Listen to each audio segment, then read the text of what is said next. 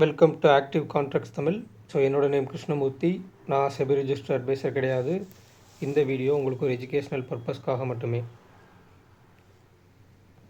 So வர்ற December first week 7ஆம் தேதி நம்மளுக்கு மந்த்லி ட்ரைனிங் செஷன் ஸ்டார்ட் ஆகுது.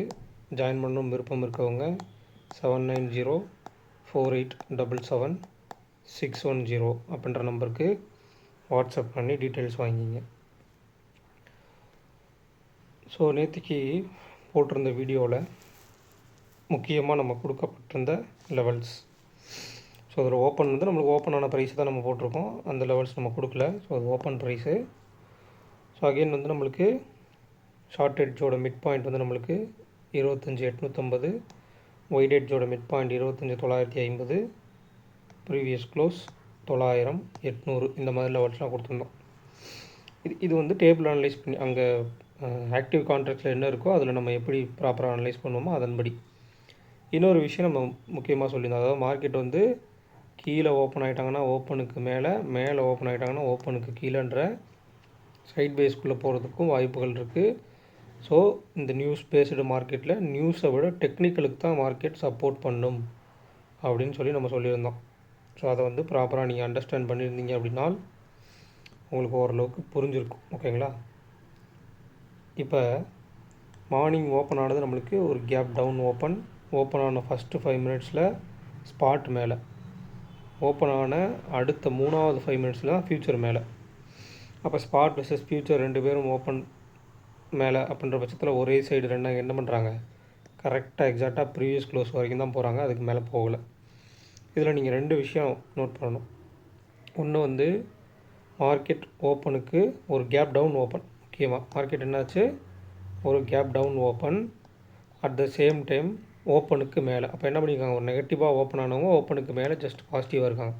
ஒன்று ஒயிட் எட்ஜோட மிட் பாயிண்ட்டுக்கு கீழே. அப்போ ஒயிட் எட்ஜோட மிட் பாயிண்ட்டு ஷார்ட் எட்ஜோட மிட் பாயிண்ட்டுக்கும் கீழே. அப்போ என்ன பண்ணியிருக்காங்க, ஒரு நெகட்டிவ் சென்டிமெண்ட்டில் ஓப்பன் ஆகி ஓப்பனுக்கு மேலே நிற்கிறாங்க. அப்போ அவங்களால எவ்வளோ தொலைவு போக முடியும் அப்படின்ற ஒரு கேள்வி இருக்குது. டெக்னிக்கலாக பெரிய மொமெண்டம் எடுத்துகிட்டு போக முடியாது. அப்போ மேலே ஓப்பனுக்கு மேலேனா நம்மளுக்கு ஷார்ட் எட்ஜோட பாட்டம், ஒயிட் எட்ஜோட பாட்டம் 25,800, அதுக்கு மேலே வந்து 25,850, அடுத்ததாக ப்ரீவியஸ் க்ளோஸ் இவ்வளோ தான் ரீச் பண்ணுறாங்க. ஓகேங்களா? இது விஷயம். இதுக்கப்புறம் மேலே நம்மளுக்கு மல்டிபிள் ஸ்ட்ராங்கிள் கால் ஆப்ஷன் 26,000 வரைக்கும் இருந்தது. இதில் தான் நிறைய பேர் ஏமாந்துருப்பான். ஸோ அந்த நியூஸை பாசிட்டிவான ஒரு நியூஸு, மார்க்கெட்டும் மேலே போயிடும் அப்படின்ற அடிப்படையில் எடுத்திருந்தீங்கன்னா இங்கே எங்கே லோ வச்சுருக்காங்க, எங்கே ஹை வைக்கிறாங்கன்றத விஷயம் ஆரம்பம். அப்போ அதுக்கு மேலே மொமெண்டம் இல்லை அந்த இடத்துல. அகைன் திருப்பி என்ன பண்ணுறாங்க, கீழே வர்றாங்க. அப்போ கால் ஆப்ஷனுக்கு ஒரு ப்ரீமியம் கொடுக்கப்பட்டு திருப்பி புட் ஆப்ஷனுக்கு ஒரு ப்ரீமியம், திருப்பி கால், திருப்பி புட்டு, திருப்பி கடைசியாக புட் ஆப்ஷனுக்கு கொடுக்குற மாதிரி மொமெண்டம் பில்டு பண்ணி ஈவினிங் வரைக்கும் பார்த்தீங்கன்னா அந்த சேம் செட்டப் தான் மார்க்கெட்டில், அந்த ஆக்டிவ் கான்ட்ராக்ட்ஸில் சேம் செட்டப் தான் இருந்தாங்க. எந்த சேஞ்சஸுமே இல்லை. புட் ஆப்ஷன்ஸ் கீழே இருக்கக்கூடிய லோவில், அதாவது 750க்கும் கீழே 750, 700ன்ற புட் ஆப்ஷன்ஸ் ரெண்டுமே மேலே முன்னேறி டேபிளில் வரலை. வந்திருந்தாங்க அப்படின்ற பட்சத்தில் கீழே போயிருக்கும் வாய்ப்பு இருக்குது. பட் வரல அப்படின்ற பட்சத்தில் கீழே போக வாய்ப்பு இல்லைன்றதே அந்த டேபிளே காமிச்சு கொடுத்துருது. அப்போ கடைசியாக ஒரு நியூ லோ க்ரியேட் பண்ணி அங்கேருந்து மேலே போயிருக்காங்க. இப்போ இதில் கவனிக்க வேண்டிய விஷயம் வந்து ஸ்பாட் விசஸ் ஃப்யூச்சர் அப்படின்ற அடிப்படையில் ஃப்யூச்சர் எப்போல்லாம் ஓப்பனுக்கு மேலே ஓப்பனுக்கு மேலேயும் கீழே தான் இருந்திருக்காங்க. பட் ஸ்பாட் வந்து ஓப்பனுக்கு கீழே இருந்த நேரம் அப்படின்றது ரொம்ப ரொம்ப குறைவு. அவங்க வந்து முழுக்க கீழே ரேஞ்ச் கிடையாது ஃபஸ்ட்டு விஷயம். அப்போ மேலே தான். அப்புறம் எண்ட் ஆஃப் த டே என்ன பண்ணுறாங்க அப்படின்னா, அங்கேருந்து ஒரு கால் ஆப்ஷனுக்கு புதுசாக ஒரு லோ க்ரியேட் பண்ணி அங்கேருந்து மேலே எடுத்துகிட்டு போய் என்ன பண்ணுறாங்க, ஓப்பனுக்கு மேலே சஸ்டெயின் ஆகிட்டு மேலே நம்மளுக்கு ஷார்ட் எட்ஜோட bottom, mid point, previous close, short எட்ஜோட டாப்பு போய் அதுக்கு மேலே முடிக்கிறாங்க. ஒயிட் எட்ஜோட டாப்புக்கு போகலை. இதை நீங்கள் ஒரு கணக்கில் எடுத்துக்கணும். இந்த சேம் டைம் இங்கே அப்படியே நிஃப்டி ஸ்பாட் விசஸ் ஏடிஎம்மில் நியர்பை இருக்கக்கூடிய கால் ஆப்ஷன் 750ன்னு எடுத்துக்கலாம். மார்னிங் அவங்க ஓப்பன் ஆனது, இது ஃப்யூச்சரை பேஸ் பண்ணி தான் மூவ் ஆகும். பட் உங்களுக்கு சொல்லிடுறேன் எதனால் இது இன்ஃப்ளூயன்ஸ் ஆகுது அப்படின்றதில்ல. நல்லா நீங்கள் கவனித்து பார்க்கலாம். இங்கே ஓரளவுக்கு சைட் பேஸில் தான் இருந்திருக்காங்க. பட் இங்கே ப்ரீமியம் அப்படின்றது ஒரு டவுன்வேர்டில் தான் போயிருக்கு. கடைசியாக வச்சுருக்கக்கூடிய லோவும் டவுன்வேர்ட்ஸு, இங்கே ஸ்பாட் வந்து வச்சுருக்கக்கூடிய ஹையை பிரேக் பண்ணிட்டாங்க, பட் ஆப்ஷன் ப்ரீமியம் பிரேக் பண்ணல. அப்புறம் என்ன அர்த்தம்? இதில் கால் ஆப்ஷனுக்கு உண்டான தொடர்ந்து டிகேன்றது நடந்துக்கிட்டே இருக்குது. இதில் குறிப்பிட்ட ஒரு நேரத்தை கூட நீங்கள் எடுத்து வச்சுருக்கலாம். எடுத்து வச்சுட்டு அந்த நேரத்தில் காலையில் வந்திருக்கும் போது எப்படி இருக்காங்க, அதுக்கப்புறம் மார்க்கெட் வரும்போது எப்படி இருக்காங்க, இது ரெண்டையும் நீங்கள் ஒப்பிட்டு பார்க்கலாம். குறிப்பிட்ட ஒரு இந்த இடத்துல கூட சேம் நமக்கு காலையில் டைம் நீங்கள் வச்சுட்டு கூட குறிப்பிட்டு ஒரு 10:40க்கு எடுத்துக்கலாமா? 10:40க்கு காலையில் மார்க்கெட் வந்து எந்த இடத்துல க்ளோஸ் ஆகிருக்காங்க, நம்மளுக்கு இந்த கேண்டில் க்ளோஸ் ஆகிடுச்சுக்கலாம். 10:40க்கு 25,770. அதே சேம் டைம் இங்கே வந்துடலாம். 10:40க்கு கிட்டத்தட்ட நம்மளுக்கு க்ளோசிங் அப்படின்றது 161 ரூபா, 770. அதே சேம் டைமில் இங்கே அகெயின் அந்த லெவலில் ரீச் பண்ணும்போது இந்த இடமாகட்டும், இது கூட வச்சுக்கலாம். 13:35, அதாவது 1:35க்கு இவங்க க்ளோஸ் வச்சுருக்குது 25,767. அப்படி இங்கே வந்தீங்க அப்படின்னா கிட்டத்தட்ட 148. அப்போ ஒரு 3 பாயிண்ட் நியர்பை கீழே தான் க்ளோஸ் வச்சுருக்காங்க. அந்த 3 பாயிண்ட்டுக்கு இவங்க எவ்வளோ க்ளோஸ் ஆகிருக்காங்க, 161 ரூபாயிலேருந்து என்ன பண்ணியிருக்காங்க, கீழே வந்திருக்காங்க 148 ரூபா பக்கம். கிட்டத்தட்ட 11 பாயிண்ட் அந்த இடத்துல டிஃப்ரென்ஸ். நீங்கள் கரெக்டாக கவனித்து பார்த்தீங்கன்னா காலையில் அதை அப்படியே நீங்கள் ஃப்யூச்சருக்கு கூட கன்வெர்ட் பண்ணி பார்க்கலாம். ஃப்யூச்சர் வந்து காலையில் வச்சுருக்கக்கூடிய லோவுக்கும் அகெயின் வச்ச லோவுக்கும் கால் ஆப்ஷன் எந்த அளவுக்கு டிகே ஆகிருக்கு. காலையில் ஒரு லோ வச்சுருக்காங்க ஃப்யூச்சர், ஸோ அதுக்கு கால் ஆப்ஷன் ஒரு லோ, அகெயின் ஃப்யூச்சர் ஒரு லோ வச்சுருக்காங்க, அதை விட இன்னும் கீழே போய் ஆப்ஷன் என்ன பண்ணியிருப்பாங்க, லோ வச்சுருப்பாங்க. இதை கவனித்து பார்த்திங்கன்னா தெரியும். காலையில் வச்ச லோவுக்கும் நியர்பை அந்த இடத்துல தான் ஒரு லோ க்ரியேட் ஆகிருக்கும், ஆனால் கால் ஆப்ஷன் இன்னும் கீழே போய் லோ வச்சுருப்பாங்க. அப்போ என்ன அர்த்தம்னா அந்த கால் ஆப்ஷனில் உள்ள டைம் வேல்யூ அங்கே டிகே பண்ணப்பட்டு அப்புறம் தான் அவங்களுக்கு மொமெண்டம் கொடுக்கப்படுது.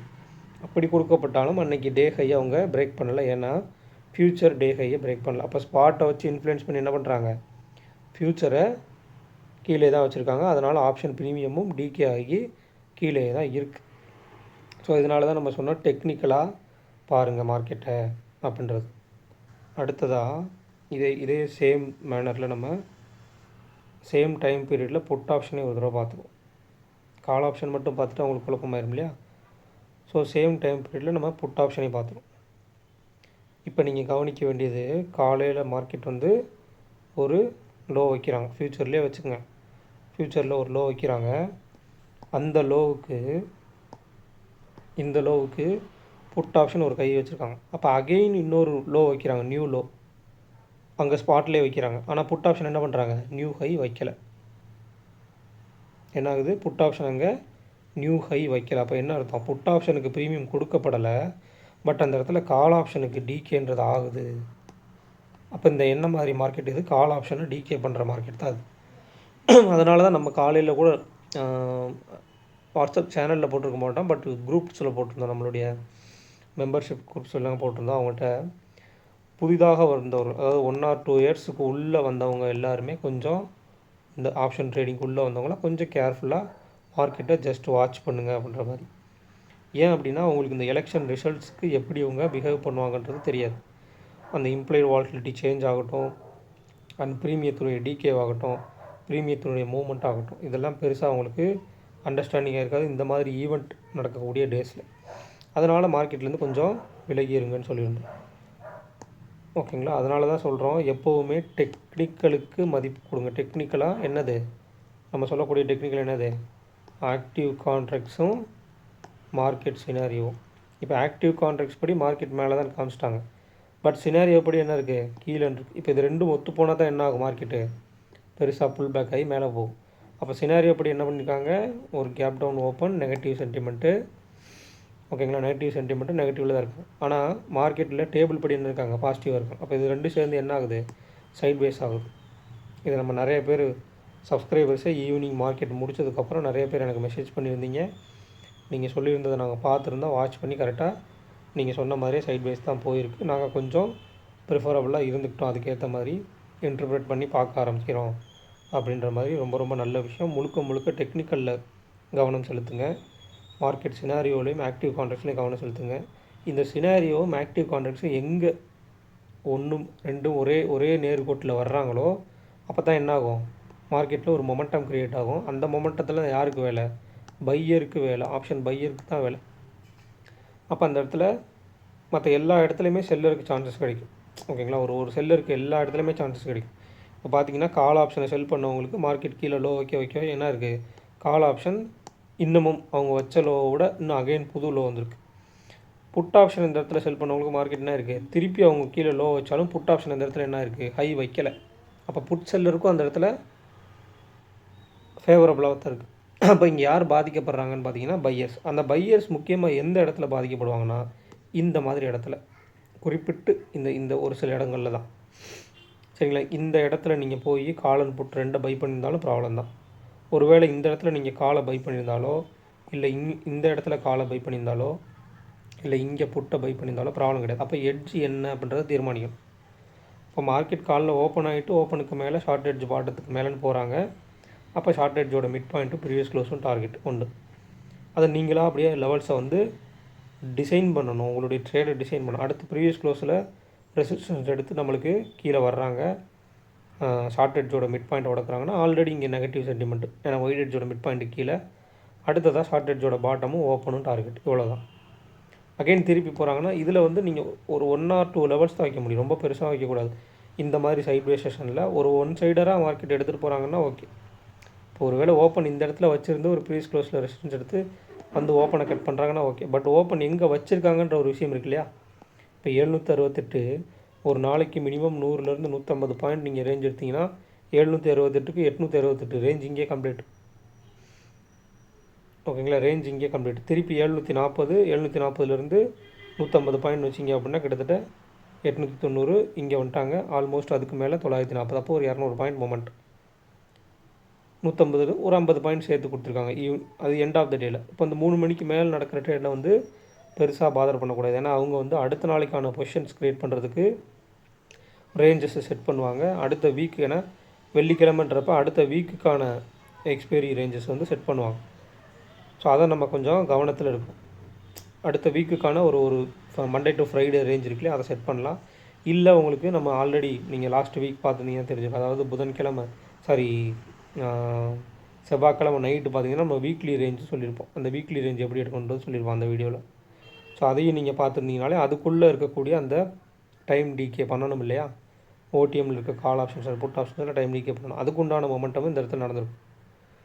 ஸோ ஒரு டெக்னிக்கலாக மார்க்கெட் வந்து இந்த மாதிரி கான்ட்ரடிக்ஷனாக இருக்கும்போது, ஒரு நெகட்டிவ் ஓப்பனுக்கு மேலே பட் கீழே போகலான்னு எடுத்துட்டோம்னா கீழே போகிறதுக்கான புட் ஆப்ஷன்ஸ் அங்கே மல்டிபிள் ஸ்ட்ராங்கிள் புட்டோ இல்லை கீழே போகிறதுக்கான ஸ்ட்ராங்கிளோ அங்கே க்ரியேட் ஆகலை. டேபிள் எப்படி இருந்தாங்கன்னா 25,800 அண்ட் 26,000, அதுக்கப்புறம் 25,900, அடுத்து 25,800. இதில் 800 இங்கே புட் ஆப்ஷன், இவங்க கால் ஆப்ஷன். அப்போ மல்டிபிள் ஸ்ட்ராங்கிள் கால் ஆப்ஷன், அதுக்கு கீழே 25,700 அண்ட் 25,750. ஆல்மோஸ்ட் இந்த டேபிள் இப்போ நீங்கள் பார்க்குறீங்க இல்லையா, அந்த இதில் இந்த டேபிள் காலையிலேருந்து இவங்க இருந்தாங்க. இப்போ நான் போட்டிருக்கிறது தான் இந்த டேபிள் காலையிலேருந்து இவங்க தான் இருக்காங்க. பட் இது மேலே புஷ் பண்ணணும். பட் புஷ் பண்ணுறதுக்கு அங்கே என்ன இல்லை, ஷார்ட் எட்ஜோட மிட் பாயிண்ட்டுக்கு மேலே மட்டும்தான் இருக்காங்க. ஒயிட் எட்ஜோட மிட் பாயிண்ட் அதுதான் தீர்மானிக்கிறது ரேஞ்சை. ஒயிட் எட்ஜோட மிட் பாயிண்ட்டுக்கு மேலே இல்லை. மார்க்கெட் வச்சது கீழே ஓப்பன்லேருந்து மேலே நம்மளுக்கு ரேஞ்சு கால்குலேட் பண்ணால் மினிமம் ரேஞ்சு முடிஞ்சிடும். அட் த சேம் டைம் உங்களுக்கு ஒரு ப்ரீவியஸ் க்ளோஸ்க்கு கீழே, அதாவது எஸ்டர்டே லோவுக்கு கீழே ஓப்பன்றப்ப ஒரு நெகட்டிவான வீக்கரான சுச்சுவேஷன்ஸில் ஓப்பன் ஆகி அங்கேருந்து பாசிட்டிவாக போகணும் அப்படின்றத மார்க்கெட் வந்து 80% வாய்ப்பு கம்மின்றதை நம்ம அடிக்கடி சொல்லிட்டு வரோம். அட் த சேம் டைம் ஒரு எஸ்டர்டே ஹை அண்ட் எஸ்டர்டே லோவுக்குள்ளே மார்க்கெட் வந்துட்டாங்கனாலே கொஞ்சம் என்ன பண்ணணும், கொஞ்சம் யோசிக்க வேண்டியது இருக்கும். அப்போ எஸ்டர்டே லோவுக்கு கீழே, அதாவது 25,808க்கு கீழே ஓப்பன், 25,760 சம்திங்கில் ஓப்பன் வச்சுக்கோங்களேன்.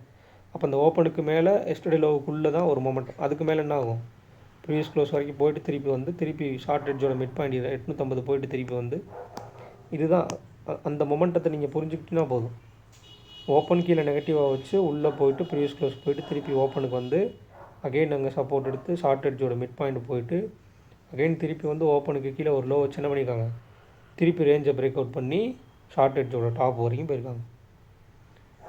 இது ஓரளவுக்கு இன்றைக்குண்டான மார்க்கெட்டை நீங்கள் தெரிஞ்சுக்கணும். நியூஸை கொஞ்சம் தள்ளி வச்சுருங்க. டெக்னிக்கலாக இன்றைக்கான மார்க்கெட் எப்படி நடந்திருக்குன்னு தெரிஞ்சாலே சைட்வேஸ் எங்கே நடக்கும்னு தெரிஞ்சு ஓரளவுக்கு கொஞ்சம் யோசிக்கலாம். ஒவ்வொரு ட்ரேட்ஸை நீங்களாக டிசைட் பண்ணுறீங்க இல்லையா, அந்த டிசைன் பண்ணக்கூடிய ட்ரேட்ஸை கொஞ்சம் யோசிக்கலாம். ரொம்ப ஸ்பான்டேனியஸாக நீங்கள் இதை பார்த்து பார்த்து பழகி இருக்கிறவங்கலாம் இதுக்குள்ளேயும் ட்ரேட் எடுக்கலாம். குறிப்பிட்ட லோலையும் குறிப்பிட்ட ஹைலையும் ட்ரேட் எடுக்கலாம். அது உங்களுடைய திறன் தான், எவ்வளோ சீக்கிரமாக நீங்கள் அதை வந்து அனலைஸ் பண்ணுறீங்கன்றதை பொறுத்து. இதுக்கு இடையில் ஆப்ஷன் ப்ரீமியத்துக்குன்னு ஒரு சில லெவல்ஸ் இருக்குது, அவங்களுக்கும் கொடுக்கக்கூடிய ஒரு சில பர்சன்டேஜ் அடிப்படையில் இருக்குது. ஸோ அதை வந்து அவங்களுக்கு கொடுத்துட்டே தான் இருப்பாங்க டெய்லியுமே. அந்த மொமெண்டமும் நடந்துட்டு தான் இருக்கும். அது உங்களுக்கு தெரிஞ்சிச்சுன்னா இன்னும் ஈஸியாக இருக்கும். அப்போ ஓரளவுக்கு ஒரு ஓப்பன்லேருந்து ஒரு ஆப்ஷன் ப்ரீமியம் ஓப்பன்லேருந்து எவ்வளோ போகிறாங்க, ப்ரீவியஸ் க்ளோஸ்லேருந்து எவ்வளோ போகிறாங்க, ஹைலேருந்து எவ்வளோ கீழே வர்றாங்க, இந்த கால்குலேஷன்ஸ்லாம் ஓரளவுக்கு உங்களுக்கு அண்டர்ஸ்டாண்ட் ஆகிடுச்சுன்னா அதில் ஓரளவுக்கு உங்களுக்கு புரிதல் ஏற்படும். ஒரு இவ்வளவு தான் ஆல்மோஸ்ட் ப்ரீமியம். அதனால தான் நீங்கள் போய் ஏறின ப்ரீமியத்தை வாங்காதீங்கன்னு நான் நிறைய பேர் சொல்லுவேன். ஒரு ப்ரீமியம் நல்லா ஏறிடுச்சு, மார்க்கெட் மேலேருந்து இங்கே கீழே வந்துட்டாங்கன்னா இங்கே போய் பிரேக் அவுட்னு வாங்கக்கூடாது. சரிங்களா? அப்போ மார்க்கெட்டு ஹை எங்கே க்ரியேட் ஆகிருக்கு, 880 க்ரியேட் ஆகிருக்கு. அப்போ 780ஓட 100 பாயிண்ட் ரேஞ்ச் வச்சாலும் முடிஞ்சுது. அதுக்கு கீழே உங்களுக்கு கீழே போகணுன்னா அங்கே டேபிள் வந்து எக்ஸ்டென்ஷன் கொடுக்கல. ஸோ அதை நீங்கள் கொஞ்சம் அண்டர்ஸ்டாண்ட் பண்ணிக்கிட்டு அதிலேருந்து கொஞ்சம் கொஞ்சமாக மார்க்கெட்டை ரீட் பண்ணுற ஸ்கில்ஸை வந்து இம்ப்ரூவ் பண்ணிக்கிங்க. ஸோ மண்டேக்கான லெவல்ஸை வந்து நம்மளுக்கு சண்டே, சரிங்களா, சண்டே நைட்டு 8 மணிக்கு 8 PM to 8:15, 8 மணி இல்லது 8:15க்கு நம்ம என்ன பண்ணுவோம், யூடியூப்பில் லைவ் வருவோம். ஸோ லைவில் நீங்களும் நானும் டிஸ்கஸ் பண்ணி நான் அந்த லெவல்ஸை சொல்லி முடிச்சிடுறேன், நம்மளுடைய அனாலிசிஸ் எப்படின்றத சொல்லி முடிச்சிடுறேன். அதிலிருந்து நீங்கள் உங்களுக்கு உண்டான டவுட்ஸை வந்து கேட்கலாம். சரிங்களா? நீங்களும் நம்மளும் ஒரு இன்ட்ராக்ட் பண்ணுவோம். கமெண்ட்ஸில் நீங்கள் என்னென்ன கேள்வி கேட்குறீங்களோ அதுக்குண்டான ஆன்சர்ஸ் நான் சொல்கிறேன். உங்களுக்குண்டான டவுட்ஸ் எல்லாம் ரெடியாக எடுத்து வச்சுக்கோங்க. நம்ம ஞாயிற்றுக்கிழமை டிஸ்கஸ் பண்ணுவோம். ஓகேங்களா? ஸோ இந்த வீடியோ பிடிச்சிருந்துச்சி அப்படின்னா லைக் பண்ணுங்கள், ஷேர் பண்ணுங்கள், சப்ஸ்கிரைப் பண்ணுங்கள். மறக்காமல் கருத்துக்களை வந்து கமெண்ட் செக்ஷனில் கமெண்ட் பண்ணுங்கள்.